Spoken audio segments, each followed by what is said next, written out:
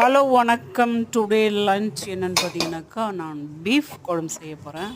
அதுக்கு முன்னாடி வானலில் வந்து பட்டை லவங்க ஏலக்காய் போட்டு, அதுக்கப்புறம் வெங்காயம் அரைஞ்சி போட்டு, அதுக்கப்புறமா ஆயில் ஊற்றி, அதுக்கப்புறமா தான் ஸ்டவ் பற்ற வச்சு வானல் எடுத்து வச்சு, அதுக்கப்புறம் நல்லா அதை வதக்கணும். வதக்கு நல்லா வதக்கி கொஞ்சம் அப்படியே ப்ரௌனிஷாக வரும் பொழுது இஞ்சி பூண்டு பேஸ்ட்டு, தக்காளி கறி போட்டு நல்லா வதக்கிட்டு பாருங்கள், மிளகாத்தூள், கரம் மசாலா, மட்டன் மசாலா போட்டு நல்லா வதக்கி ஹாட் வாட்டர் ஊற்றி நல்லா ஒரு கொதி வந்த பிறகு மூடி போட்டு தம் பண்ணி வைக்கணும்.